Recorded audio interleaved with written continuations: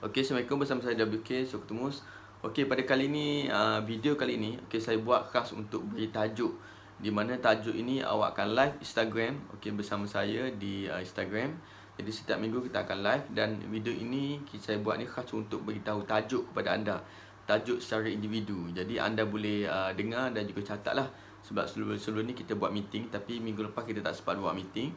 Jadi pada minggu depan jadi kita bermula live macam biasa. Dan tajuk awak adalah berdasarkan penerangan saya pada video kali ni. Jadi awak semua boleh tengok video ni dan dengar dan dapatkan tajuk awak masing-masing lah secara individu. Okey, tajuk tugasan umum itulah di Instagram pada 2 hingga 7 Mei, maknanya minggu depan lah. Okey, tajuk itulah di Instagram adalah, yang pertama adalah Group A1. Group A1 Group Property dan juga Engineering. Okey, tajuk yang pertama adalah Anis. Anis, mana Anis? Anis Sabrina. Tajuk awak adalah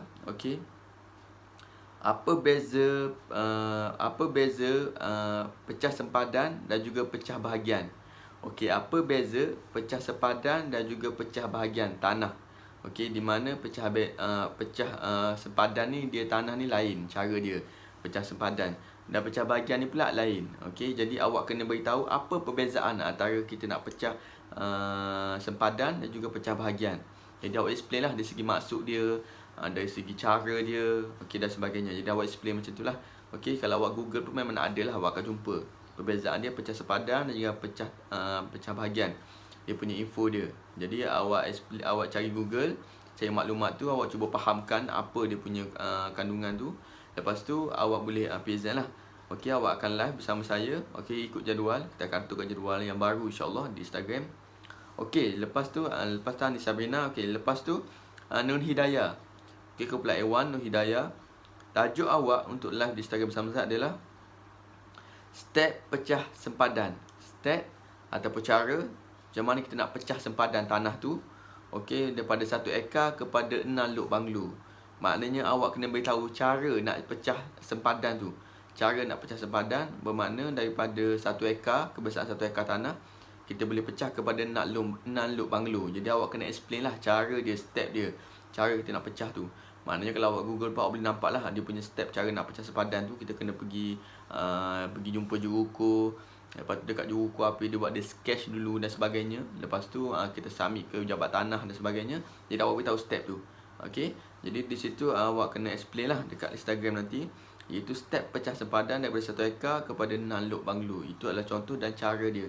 Tu untuk Hidayah. Seterusnya Black A1 untuk Natasai. Natasai. Natasai, awak punya tajuk kali ni adalah berkaitan dengan apa itu hak milik strata. Seperti mana yang kita pernah dengar lah di iklan di TV dan sebagainya, berkaitan dengan hak milik strata. Hak milik strata ni dia macam satu pemilikan untuk rumah yang atas awan. Itu rumah yang boleh dikatakan kalau kita standard, kalau rumah atas tanah ni di geran tanah kan.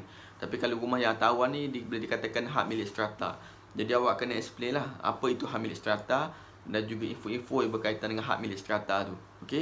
Jadi awak kena explain lah dari segi apa maksud hak milik strata tu. Natasai. Seterusnya Rocket. Rocket tajuk untuk Rocket adalah jenis geran tanah. Jenis geran tanah yang sesuai untuk pembinaan rumah. Jenis geran tanah. Maksudnya awak terangkan dulu berkaitan dengan jenis geran tanah tu.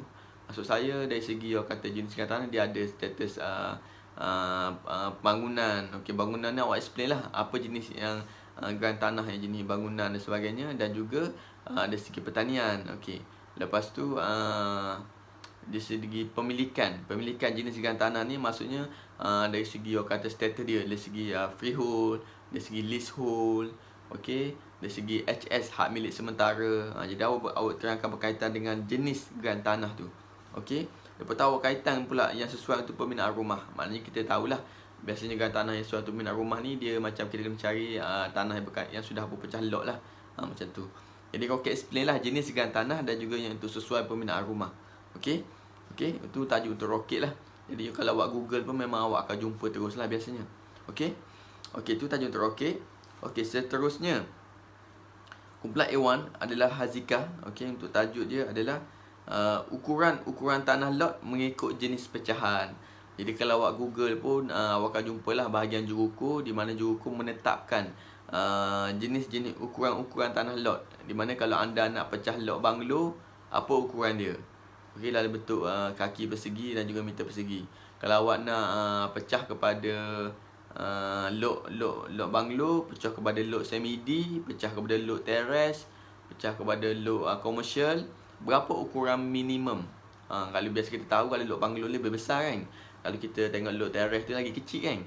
Jadi kalau lot semi-D biasanya dia lot banglo bahagi dua. Jadi awak kena bagi tahu apa ukuran-ukuran tanah tu. Okay, tajuk saya kata tadi ukuran tanah lot mengikut jenis pecahan. Maknanya kebiasaan juruku dia nak pecah pada lot semi-D, berapa ukuran dia? Berapa meter persegi? Okey. Kalau nak pecah lot banglo, berapa meter persegi minimum dia? Kalau lot teres berapa? Okey. Ataupun lot komersial, lot kedai berapa? Jadi dah ada ukuran-ukuran yang minimal lah. Jadi Azika kena explain, kena terangkan dari segi ukuran-ukuran tanah lot yang jenis pecahan ni. Okey. Okey. Okey, itu untuk kumpulan A1. Okey, contohnya Ikram tak ada lagi lah. Okey, seterusnya kumpulan A2. Okey, kumpulan A2 adalah pengurusan kewangan ataupun pengurusan kewangan ataupun finance. Okey, yang pertama sekali tajuk yang awak kena live bersama saya di Instagram adalah mula-mula Anis Syahirah. Okey. Okey, Anis Syahirah, tajuk awak pada minggu depan ialah berkaitan dengan apa itu DSR? Apa itu DSR ataupun debt service ratio? Apa itu DSR ataupun debt service ratio? Dan juga cara nak kira. Maksudnya Anis bagilah apa maksud dia, apa DSR ataupun debt service ratio tu. Anda mungkin akan, kalau Anis cari dekat Google, Anis akan jumpalah terus apa maksud DSR tu. Lepas tu cara nak kira. Maksudnya Anis cari satu kata sampel ataupun satu contoh kiraan dia untuk DSR ni. Kebiasaannya kalau ni Google pun akan jumpa dia akan terangkan orang kata cara nak kira orang kata kelaikan gaji dan sebagainya. Jadi contoh DSR berapa persen dan sebagainya. Jadi benda ni Anis cerita secara mudah lah, secara simple saja. Jadi biar ada contoh, Lepas tu Anis terangkan apa maksud DSR, debt service ratio. Lepas tu contoh cara nak kira ataupun kes yang sudah pun ada lah. Jadi yang explain dari segi itu saja. Okey. Okey, itu tajuk untuk Anis. Okey, yang kedua adalah tajuk Aiman. Okey, Aiman. Okey, Aiman, tajuk awak untuk minggu depan adalah jenis-jenis allowance tambahan dalam gaji kerajaan. Jenis-jenis allowance tambahan dalam gaji kerajaan. Okey, seperti mana kita tahulah dalam kerajaan ni dia banyak allowance dia. Okey, allowance untuk allowance kerja luar, allowance untuk tinggal dekat quarters. Jadi Aiman kena explain dari segi kata jenis-jenis allowance tambahan. Sebenarnya kita tahu kerajaan ni banyak allowance tambahan dia.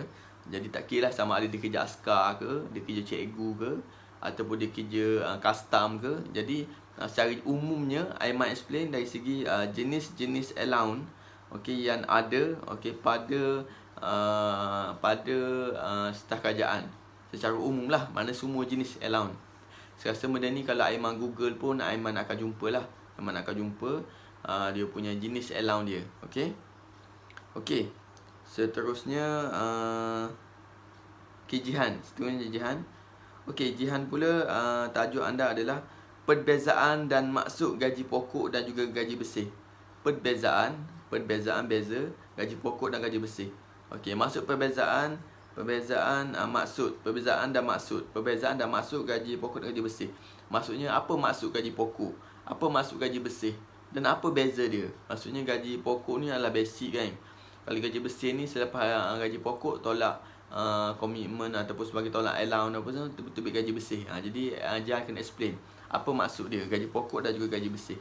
Okey. Sebab ramai yang confuse apa maksud, ada dia ingat gaji pokok tu gaji bersih juga. Jadi benda tu orang kata Jihan kena explain lah. Jihan Google apa maksud dia dan Jihan explain. Okey, seterusnya kumpulan itu adalah Azurin. Okey, untuk Azurin tajuk awak bersama Instagram adalah apa maksud audit dan kepentingannya. Seperti mana kita dalam akaun kita tahu setiap bulan memang ada audit.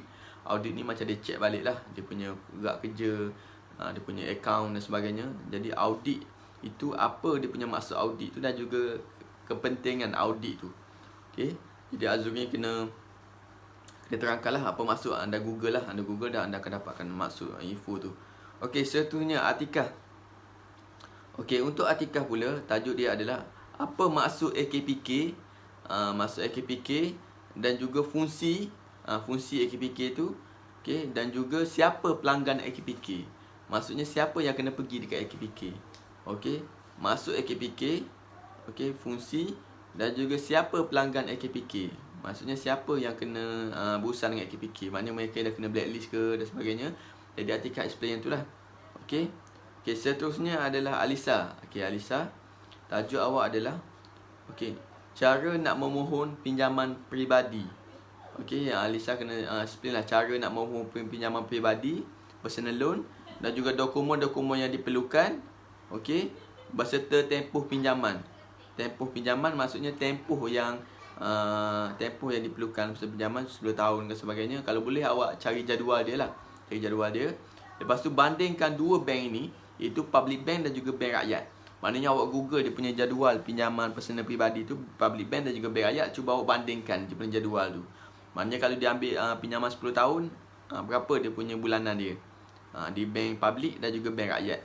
Maknanya Alisa boleh bandingkan. Sebelum tu terangkan dulu apa dokumen diperlukan dan sebagainya. Okey. Okey, itu kumpulan A2, dia punya tajuk dia. Okey, seterusnya kumpulan A3. Okey, kumpulan A3 iaitu yang pertama sekali bahagian pengusaha perniagaan lah, bisnes. Pertama sekali Nur Syuro. Okey. Okey, Syuro tajuk dia adalah 5 perkataan, 5 jenis perkataan yang digunakan untuk promosi sale dalam copywriting. Maksudnya Syuro kena explain 5 jenis perkataan yang selalu digunakan. Awak kena research lah perkataan apa nak guna untuk buat copywriting jika ada sale. Contoh kalau awak perasan lah, dekat luar ke apa kan, biasa orang tulis kan, durian runtuh. Jadi perkataan-perkataan yang permulaan tu, anda kena buat 5 perkataan, cari 5 perkataan. Anda Google lah perkataan yang digunakan untuk biasa orang nak buat promosi. Biasa orang nak buat promosi, dia akan guna perkataan apa mula-mula. Durian runtuh. Okey, sale gila-gila. Contoh kata-kata yang menarik lah. Awak senaraikan 5 perkataan. Okey, tu Syuro. Jadi bila mana awak senaraikan 5 perkataan tu yang digunakan untuk kita menulis copywriting nanti, betul awak beritahulah 5 jenis perkataan yang selalu digunakan. Okey, yang keduanya Haikal.